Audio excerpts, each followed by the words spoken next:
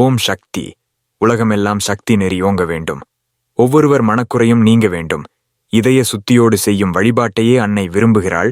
தவறுகள் ஆசையை மையப்படுத்தியே நிகழ்கின்றன. ஆசைகளை உண்டாக்கி மனிதர்களை அடக்கி ஆளும் மூலகரணமாக இருப்பது மனம்தான். ஆகவே மனதை தனித்து இயங்க விடாமல் உங்களது கட்டுப்பாட்டிற்குள்ளேயே வைத்துக் கொள்ளுங்கள். கட்டுப்பாடில்லாத மனம் மனிதர்களை தீய வழியிலேயே அழைத்துச் செல்கிறது. இதனால் தவறு செய்பவர் மட்டுமின்றி அவரை சுற்றியுள்ளவர்களுக்கும் பாதிப்பு உண்டாகிறது. எல்லோரும் சித்தர்களாக ஆக முடியாது. ஒருவனுக்கு தனது சித்தத்தை அடக்குவது கடினம். ஆனால் ஒவ்வொருவரும் சிறந்தவராக விளங்க வேண்டும். தனது எண்ணங்களில் பரிசுத்தனாக விளங்க வேண்டும்.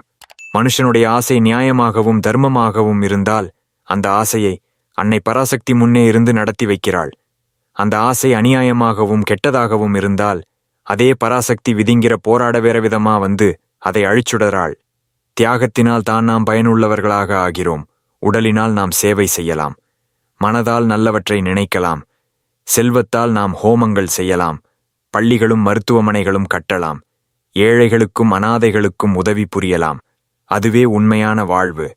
ஏழைகளுக்கு உதவுவதே இறைவனுக்குச் செய்யும் தொண்டாகும். கண்ணாடியில் அழுக்கு படிந்தால் பிம்பம் தெரியாது. தண்ணீர் கலங்கியிருந்தால் முகம் தெரியாது. அவற்றை சுத்தமாக வைத்துக் கொள்ள வேண்டும். மாசுபடிந்துள்ள மனதை தூயதாக்கினால் பரம்பொருள் அங்கே பிரகாசிக்கும்.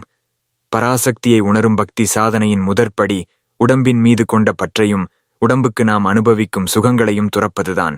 உடம்பின் மீது ஆசை வைப்பதாலேயே நாம் சுக சௌக்கியங்களை தேடிக்கொள்கிறோம். அவை கிடைப்பதாலேயே நியாயமற்ற ஆசைகளில் ஈடுபட்டு உணர்ச்சிகளுக்கு பலியாகிறோம். உடம்பின் மீது கொண்ட பற்றை விடுவது உண்மையாக நம்மை இயக்கும் ஆன்மாவை உணர்வதும் ஆகும். ஓம் சக்தி.